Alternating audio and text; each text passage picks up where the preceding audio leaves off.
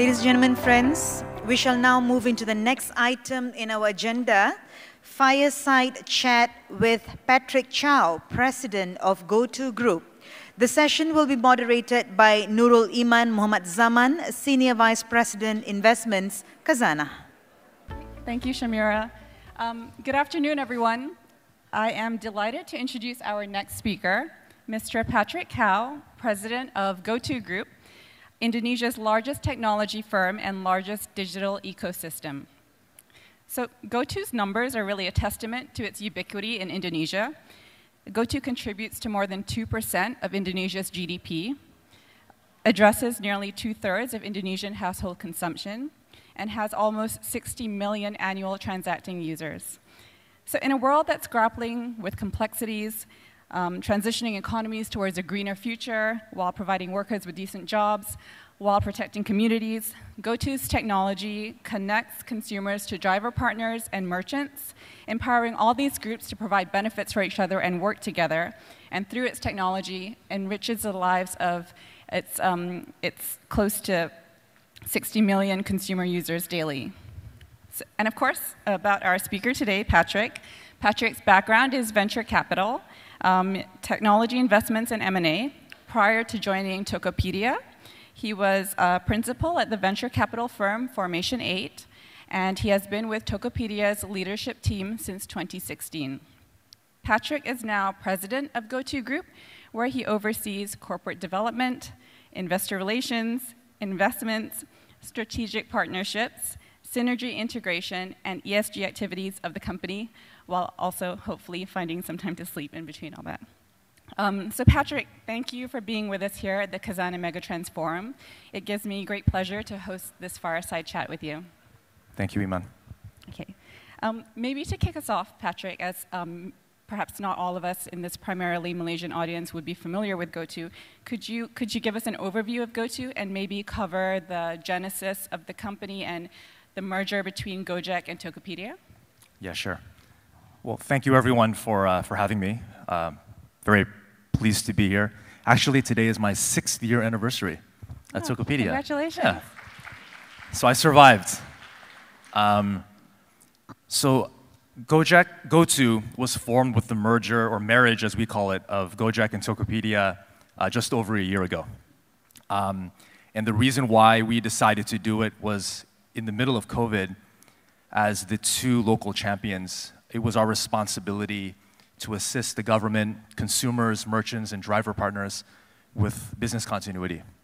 And because we have the largest technology and infrastructure reach, we played a very large part together in distributing basic food packages across the country, pre-employment subsidies due to our payment networks, and then providing essential goods and services to customers and business continuity for merchants and drivers. And what a lot of people don't know is that prior to us merging, we were actually kind of frenemies. So the management team are all friends, but Tokopedia was partnered with Grab through OVO in payments, and then Gojek with JD. But what we found during COVID was that the combination of us working together was so powerful. And so after a lot of joking, then we actually went to our board Christmas Eve, and we decided that, to get approval from the board to be able to facilitate the marriage. It was probably the first time we saw Alibaba, Tencent, JD, and Meituan agree on anything. So from there, 2 weeks later, we signed our term sheet. We appointed Andre, our group CEO, 3 days after that. And then now here we are. In terms of what we do, I think as you rightfully said, our job is to provide technology infrastructure to cater to Indonesians' digital daily lives. So what does that mean? We look after very high frequency, medium to low average order values. And we do that across 3 primary use cases. The first is e-commerce. So e-commerce includes all categories. We take an everything store approach in Indonesia. We're a pure marketplace, so we don't sell anything ourselves. It's connecting merchants from across the country with consumers across the nation. To build frequency, then with on-demand, which has ride-sharing and food, then we can provide people with the ability to get to work, to come home, to order food and grocery that they need. And then underpinning that is basic infrastructure. So logistics and fulfillment, that's powered by Gojek's bikes, and then payments and financial services powered by GoPay. So if you look at it holistically, as Yaman mentioned, we cover about 2/3 of household consumption. We're pure technology. Any partner, merchant, or driver that wants to plug in to access Indonesian consumers can do it through us, and we're very, very partnership-driven. I think just reflecting on Brian's panel last, ESG is very core to our business as well. At heart, we are a social impact business, facilitating roughly 17 million merchants, largely SMEs, to be able to access customers across the country. We serve 2.5 million driver partners as well, moving them from the informal economy to the formal digital economy. So we have three key, what we call the 3 zeros that my partner Tana developed. So on the sustainability side, I think that's very clear. On the emissions side, then we're working to move everything to electric vehicles, especially bikes, and to reduce our emissions to 0 by 2030. And then in terms of waste, then we're trying to make it good business by leveraging the raw materials that we have on shore to move and reduce all of our packaging across food and e-commerce. So that's sort of our business in a nutshell. I'm happy to elaborate as you see fit. Sure, sure. Maybe we'll talk about the ESG. We'll probe on that a little bit later. But it's now been more than 1 year into the merger. So the world is in many ways different to what it was 12 months ago, and that's true for companies that are not trying to realize synergies and kind of adjust. So has the initial vision or view for GoTo changed since the initial conception of the merger? And maybe you could speak about synergies and what's been realized and what will be coming up. Sure. So it's already difficult to do mergers generally, especially at this size. But we also had to do it virtually. And I think, to your point, what was key is that we were able to focus and really rally the organization of 10,000 plus people around a core mission and then 3 key focus areas so that we didn't lose or try to do too much. So the group mission is to empower progress. And as we reflect on that caters to all of our partners, our consumers, our merchants, our driver partners. And the objective really is to serve. In the beginning stages, when we first did the merger, we actually kept the teams fairly independent. So yes, we had a group CEO. We kept the holding company, per se, very light. And we allowed each of the operating companies around on-demand, e-commerce, and financial services to remain independent. Because usually what happens during COVID, and especially with most mergers, is that there are a large amount of redundancies after you merge. So by keeping them independent, by maintaining the independence of the individual CEOs, then they could continue to operate, and then the employee base and the trusted teams and leaders behind them could become confident. And so what were the 3 things that we drove towards? The first was what we call cross-pollination. How many Gojek users can we get to use Tokopedia and vice versa? Because inherently there was a walled garden when we first merged as a result of the different partners. So we were doing a lot of cross-marketing to be able to drive that. We've developed pretty innovative products, like a common rewards currency across the whole group. So for example, if you buy $100 of groceries on Tokopedia, you get $5 cash back. You can use that to subsidize your next food or ride order. And that builds very good behavior because they can see the marketing, they can see the product, but it's important that the customer sees and has a financial incentive. So that things like common rewards is very unique to us. The second thing we've done is what we call GoTo Passport.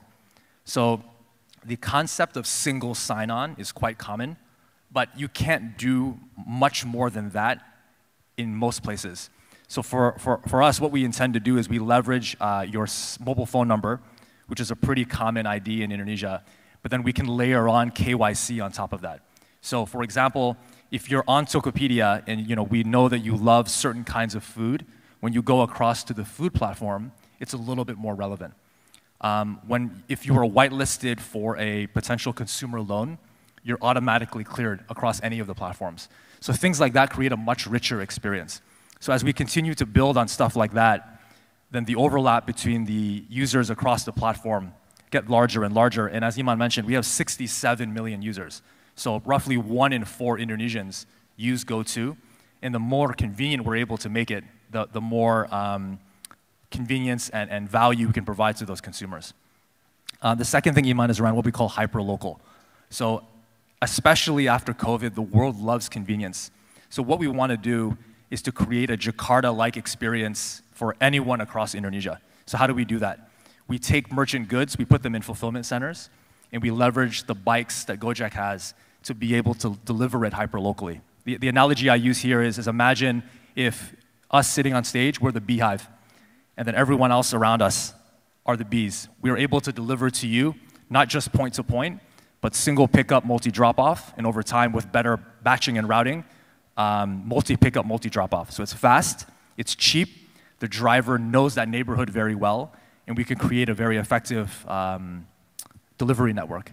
And then the final thing is around fintech. Better data, better scoring, better lending. And right now, we're one of the largest digital payment gateways already in the country, both consumer and merchant side. The next step is to really ramp up lending, but in a very thoughtful way, just given where credit cycles are. So those are the three key areas that we focused on, Iman. Okay. And what do you find are the biggest challenges in trying to extract these kinds of synergies within those areas? I mean, I always say that every problem is a people problem, and it's usually related to communication. And we find the exact same thing here. So when you marry such large companies, you end up inheriting 10,000 plus kids and nieces and nephews and cousins.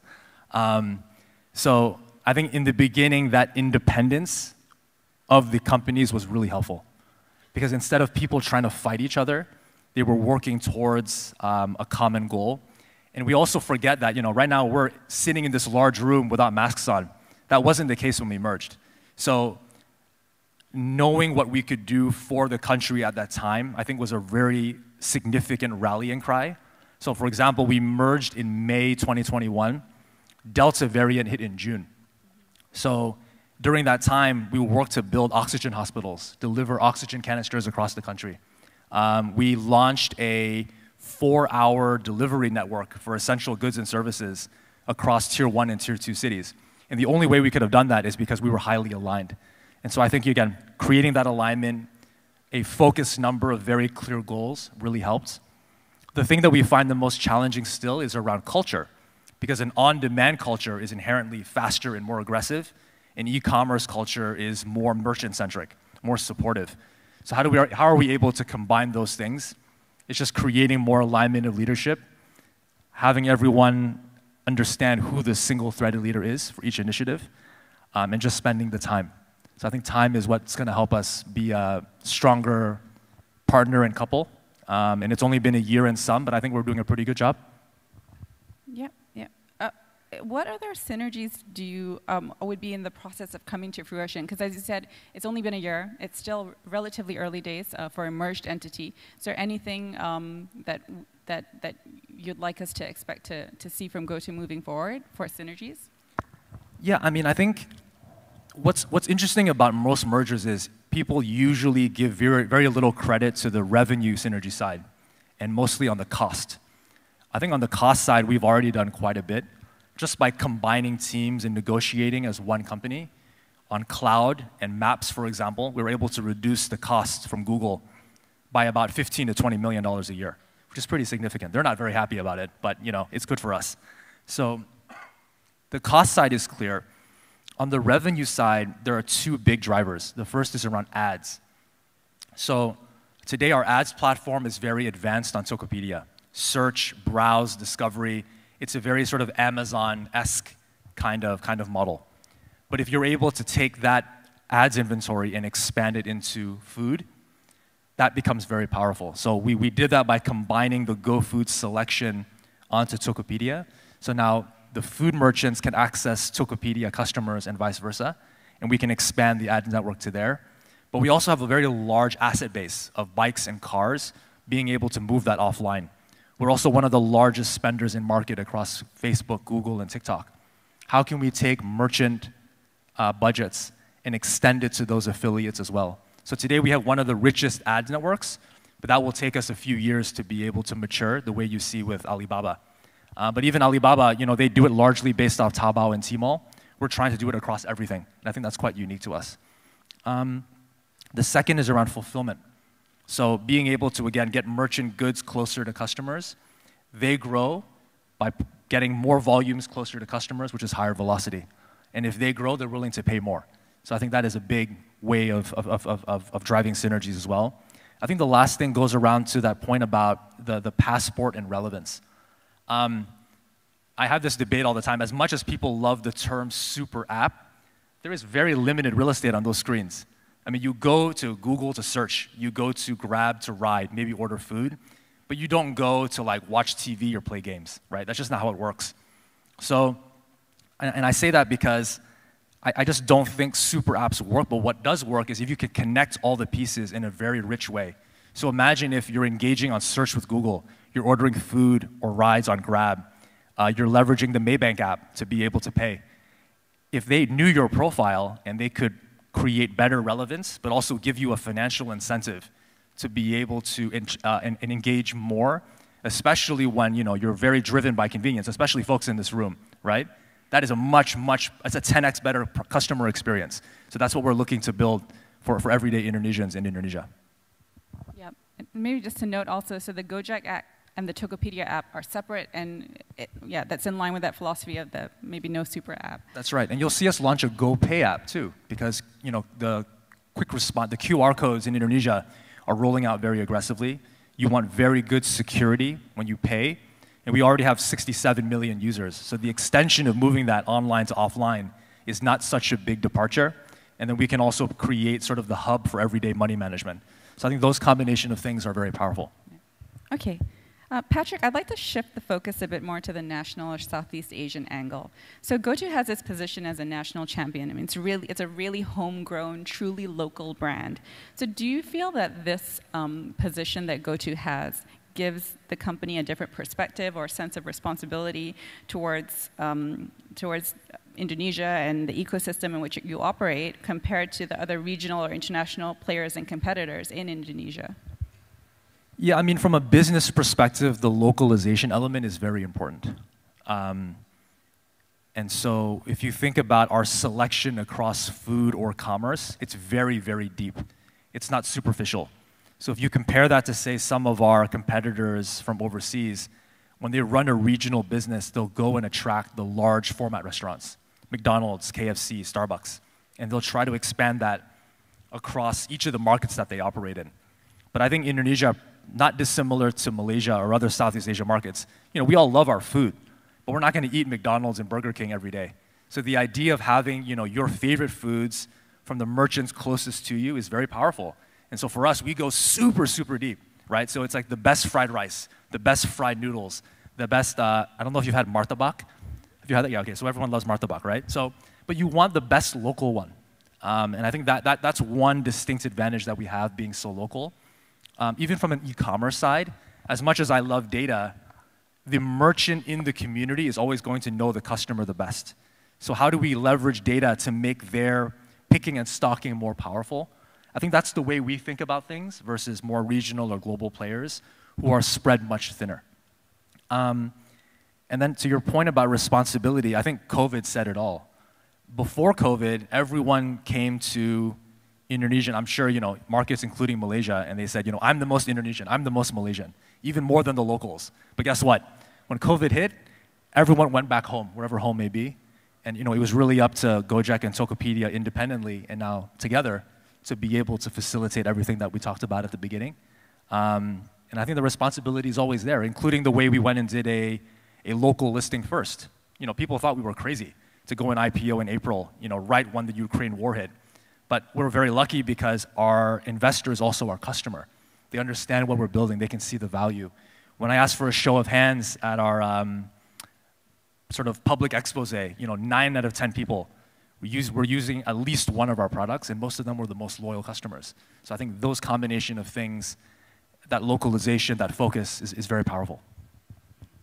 Maybe that's a good segue to asking about the international investor community as well. So, I mean, international investors have long been focused on Southeast Asia, particularly Indonesia, but now there's that added complexity of trying to navigate through this perfect storm while also trying to familiarize themselves with a geography and a business landscape that they may not be familiar with already. So what has the reception or the engagement been like with international investors versus the local ones that you're more familiar with that really came in for the IPO?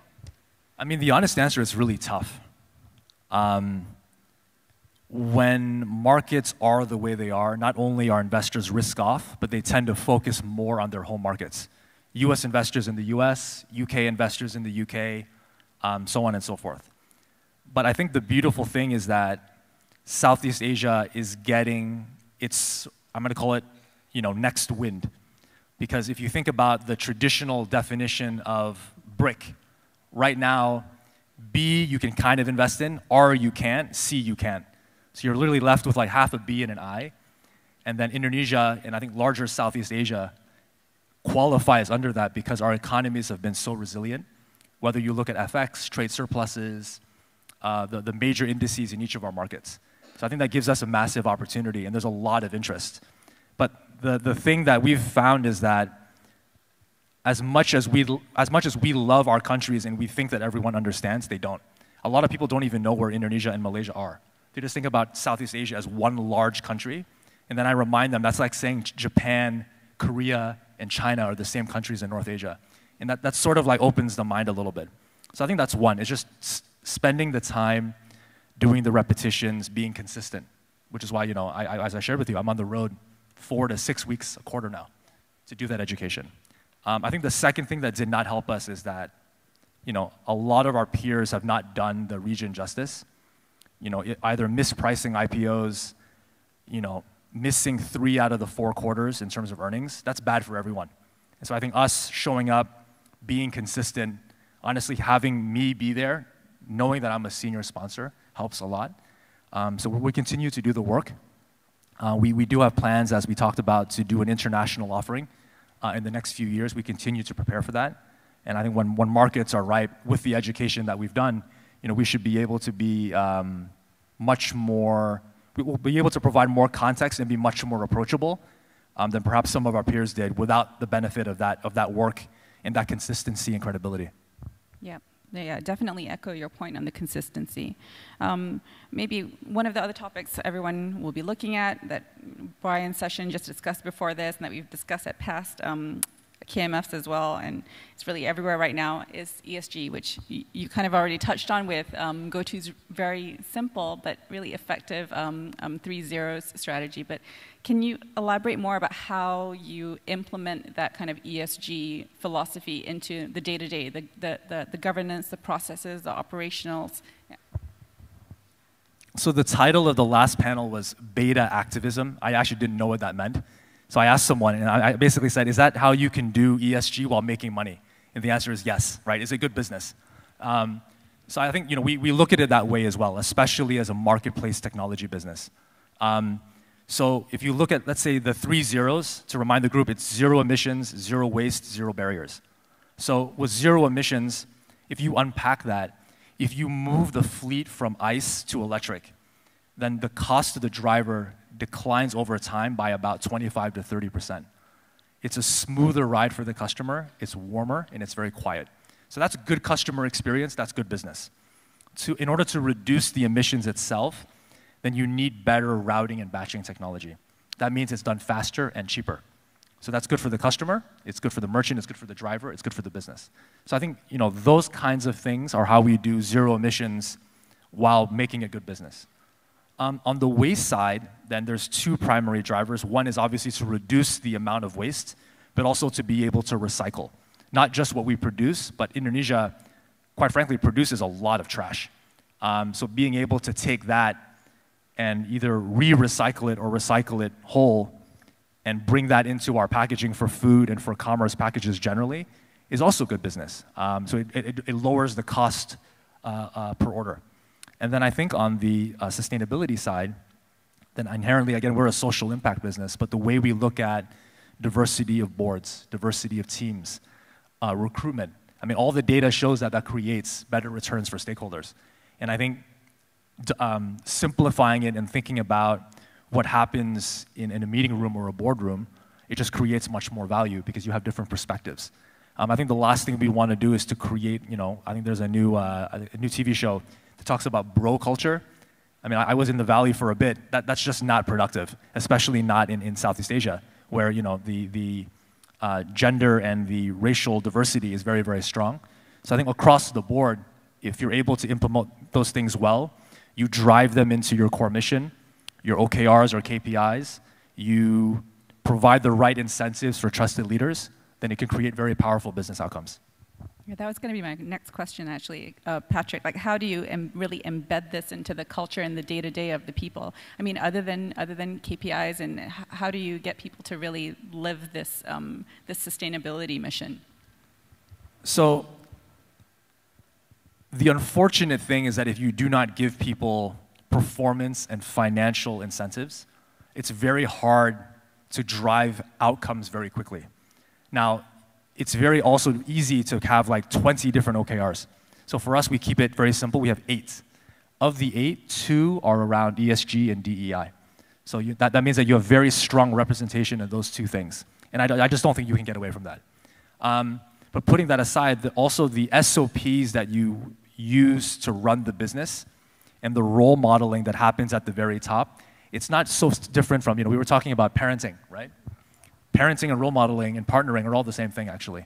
And so if when you have a board meeting, when you're in a board of commissioners meeting, when you're going through recruitment panels, and the teams can see that it's diverse, and they can see that their key leaders are role modeling it, and they can see the value, that's actually the best way to sort of have that trickle-down effect across the whole company. But I do think you need both. The role modeling without the structure and the SOPs is only halfway there. And don't get me wrong, we can do a lot better still, but I think you need the combination of things to be effective. In your view, Patrick, what are the biggest challenges in trying to implement GoTo's ESG strategy? I mean, COVID and this credit cycle doesn't help. It's very easy to go back to be very short-sighted and just say, oh, that's a nice to have. But I think both those cycles taught us that, and because we are, again, inherently a social impact business, we know that that is the right thing to do. And so I think we have it as part of our DNA generally, which helps. In these credit cycles, we get a lot of questions from investors, like, oh, you want to electrify your fleet. Tell me about the $1 billion of CapEx that you need to spend.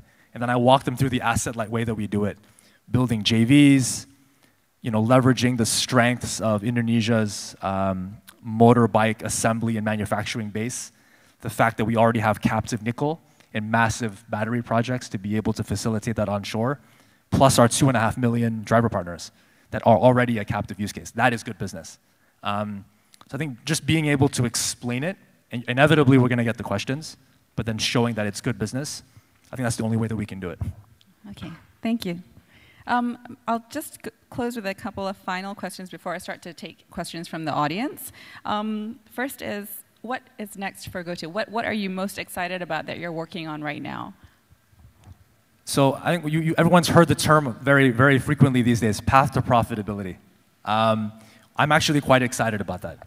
And I say that for 2 reasons. Is historically, we have always been the underdog. We continue to be so. We fought in e-commerce, Lazada, before and after Alibaba.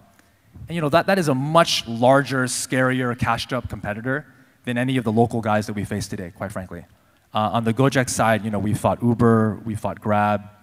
On financial services, we partner with banks, but everyone has tried to come to Indonesia to own that piece of the pie. Now, the beautiful thing about these markets is that everyone is so rational now. And when you're in an intense rationalization mode, the companies that win are the most innovative and the most product-driven. And I think that's always been our advantage. So that part I appreciate. But it links directly to profitability because instead of trying to offer up the largest discounts or the largest cash back, but you can use things like common rewards. You can use a subscription program. You can create very seamless experiences that allows you to create, exponentially more efficiencies and economies of scale. the network effects are much stronger than as a standalone platform. So I think that more level playing field, combined with our product-led and innovation-led growth, will give us a huge leg up. And I love talking about that stuff. I mean, when we first did the pre-IPO, it was all about numbers and burn. Now we're actually talking about products again. I think that's a beautiful thing. Yep, I think all the investors would be excited about the path to profitability too. Final question for me, and maybe just to take it down from this very macro or more company level, and we can share something a bit more personal with our audience, about especially what it's like to helm a tech behemoth, right? So what drives you? I mean, this is a hard job, I think, for all of us, even especially in these kind of cycles. As you said, I probably sleep, what, 4 or 5 hours a night? I think the purpose really matters. And to quote one of our co-founders, William, you know, if you can find your why and find your purpose, and you can make that the purpose of the leaders and the employees in your company, that's when you have a very powerful mission statement. And I think that's what we've been able to do quite well as both Gojek and Tokopedia, and then now together. You know, my Tokopedia blood is very, very red, is very, very strong. But my first investment as an investor was actually in Gojek. And I've known Andre for, it's about been 14 years now. So I think that serendipity and that commonality plus that purpose really matters. And then I think, you know, together with my partner Tana over there, a lot of exercise. And I highly recommend this, by the way, cold plunges and cryo tanks. That was the fastest way to reduce inflammation when you travel and when you work out. So I think those combination of things really help. Okay, all right, thank you, Patrick. We'll now take some questions from the floor, so maybe we'll do our physical attendees first before we move to virtual. So do we have, we have a question already. Number 8 over there. So the first bidder.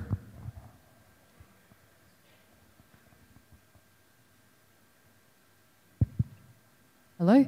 Okay, hi. Hi, Patrick, thank you. It was very sort of mind-boggling, some of the questions that I have, but it's also really specific. In the heart of the pandemic in 2019, I noticed that at that time, Tokopedia engaged BTS.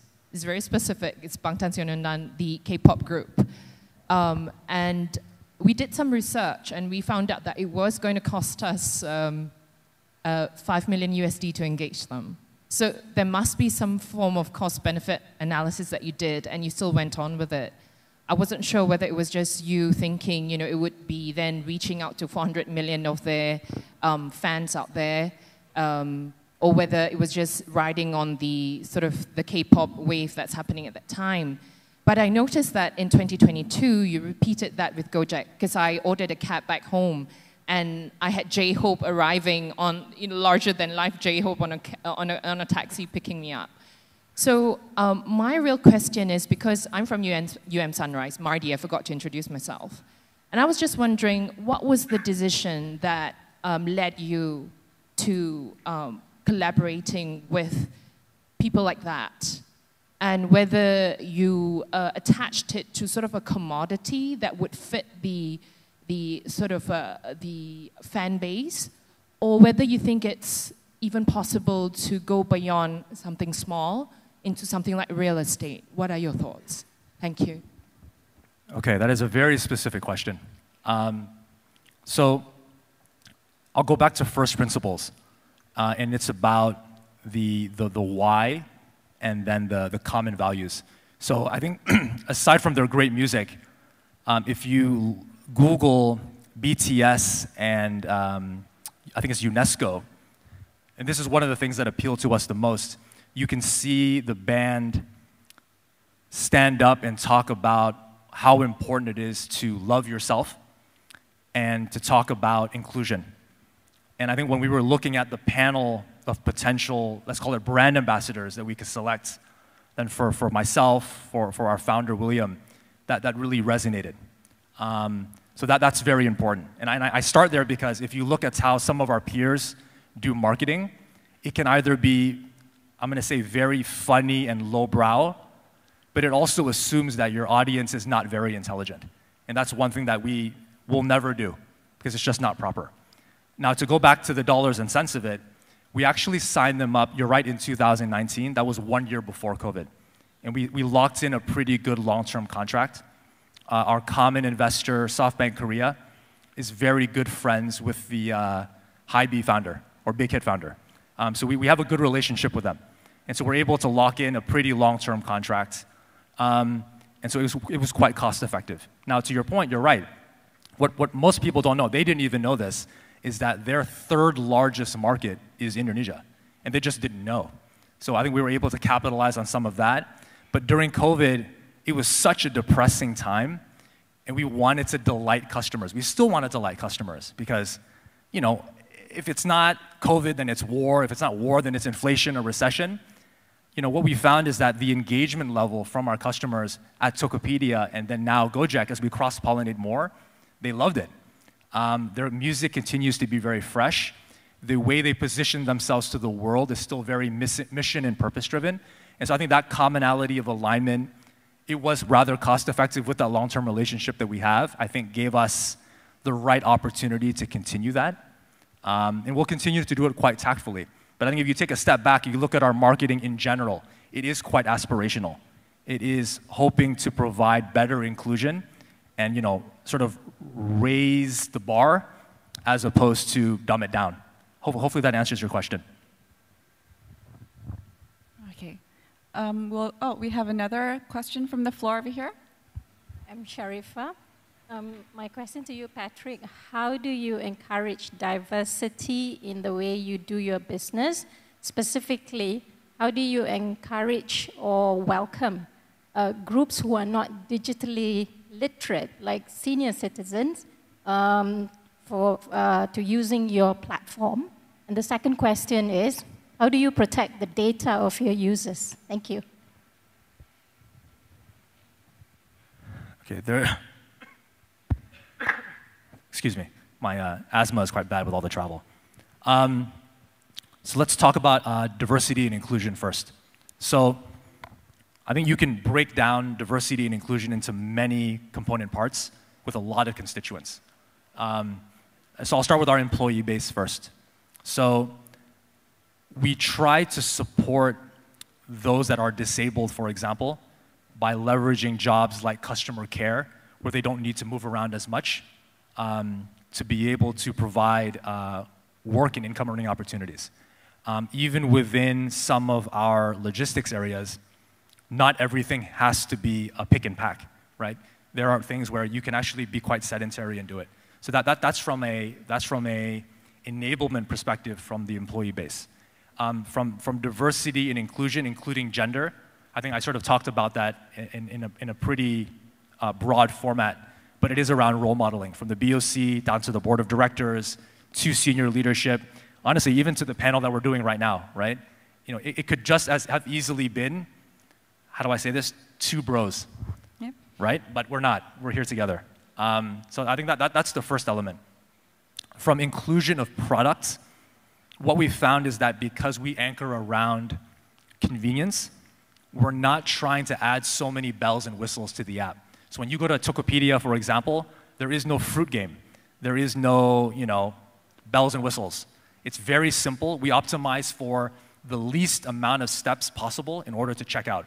And inherently, by doing that and building a clean product, it allows for, you know, young, old, in the middle, I'm going to call it, to be able to leverage the app.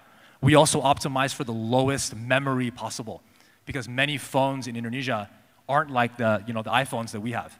They're much lower grade phones. So if you can optimize for memory and convenience, then it creates a very inclusive experience. So I think that answered the first two parts. Can you remind me the last part? Data. Data.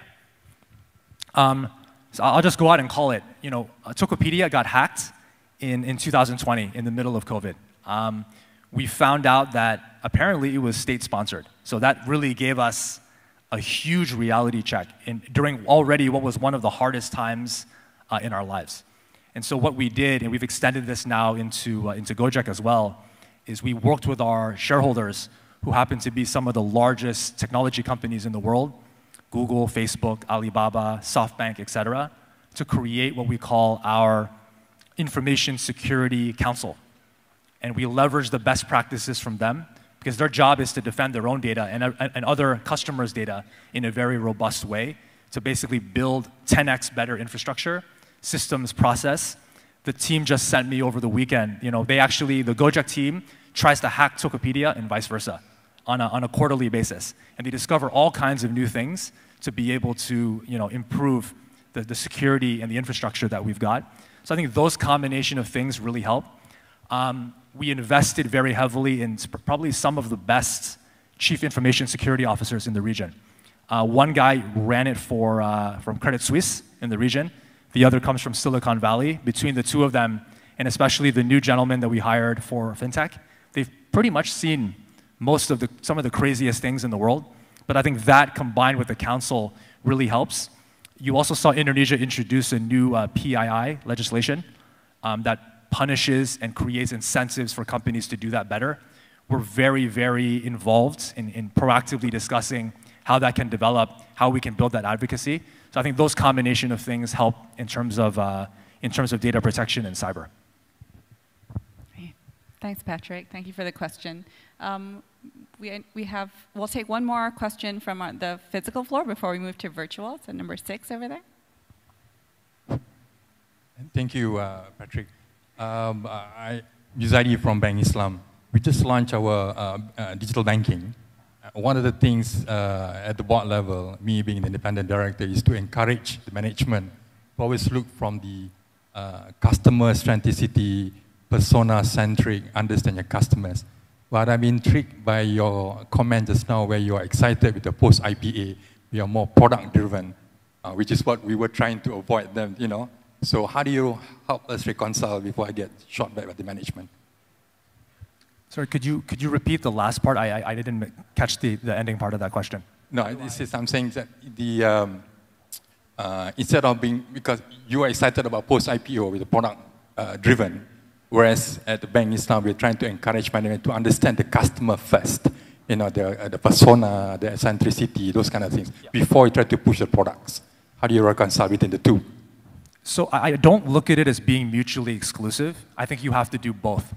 In order to build the best products, you need to know your customer very well. So if you take a huge step back, the first thing is you need to have put in place very robust tracking. And for us, we're tracking not just around standalone platforms, but across 3 different platforms in one ecosystem. So the tracking, which is run by both the marketing and the product teams, combined with what we call a joint data store, which is defining the key data metrics that are important across the group, and being able to funnel that into one system that the CTOs and CIOs manage. That helps create what we call the data lake or the center of truth. And then from there, we cut the data depending on what we're trying to optimize for. So for Indonesia, for example, with e-commerce, you're only at 12% e-commerce penetration. So in the tier 1 and tier 2 cities that we're already quite penetrated in, how do we make that existing customer base more profitable? But for tier 3 and tier 4 customers, they're not as sophisticated. They don't have as much engagement. So how do we create a different kind of engagement using the same real estate, whether that be desktop, mobile web, or mobile app, to create conversion? So that's what I mean when I talk about linking data with product. You can't do one without the other, because if you're trying to build great product for the sake of it, you're sort of in a vacuum, and then you don't know your customer. But then if you don't know your customer, how do you build great products? So I think they are very, very aligned. I can talk to you about a lot more in detail about it, but that's like the very high-level answer of how we try to link the two. Okay, I think we'll move to online questions. There we go. We're seeing mass layoffs by other fintech companies such as Carsim and Shopee due to the ongoing economic crunch. How would you maintain jobs and good EBITDA? That's a great question. So I think it goes all part of the general bucket of cost optimization. So what we've been doing the last year and a half is we hired BCG and Aon Radford. And I say this, we got the OG, John Radford himself, to come in and help us really think about not just optimization, but also from a culture and communication perspective. And I get how people can go straight to layoffs and redundancies the fastest. But I think what's important is that point I made in the beginning about creating confidence, about creating comfort and security is very important for morale, especially as a newly merged company. And if you look at the dollars and cents of it, it's actually not always the best idea to cut people wholesale in this kind of environment or after a merger, because think about the institutional knowledge that they have. They know who to talk to, they know the products, they know the ways of working of the company. So if you're not able to, if you know they're not able to be the most productive in what they're doing right now, we did a huge job scoping exercise to figure out what's next, and we built a pretty robust talent mobility program. So that's a lot of what we've been doing over the course of the last 6 months especially. The second thing is, once you do the talent mobility, there's also the idea of being able to consolidate teams to create more efficiency, like procurement, like legal, like my teams. We even combine certain product groups, like our digital goods business, where you're selling digital phone credits and vouchering and ticketing things. So I think those combination of things can help. I think in terms of the general principle, we abide by two. So quoting Dara from Uber, hiring is a privilege. I think the hiring freeze we've implemented is quite important. And then secondly, you still also want to raise the bar. So leveraging your, for us, biannual performance review cycles to be very rigorous. I think those combination of things create better long-term value and efficiency than sort of wholesale layoffs. I think also we're very focused on Indonesia. I keep talking about that. Our focus really matters. We didn't go into travel agencies, buy digital banks. We don't fight against Amazon and Mercado Libre and LATAM. So I think that focus also is an advantage for us. All right. Thank you, Patrick. I think we could take way more questions if we had the time, but unfortunately, we'll have to wrap up. Patrick, thank you so much for being with us here at the Khazanah Megatrends Forum. It was a pleasure having you and hearing from you, and thank you so much. Thank you very much. Thank you.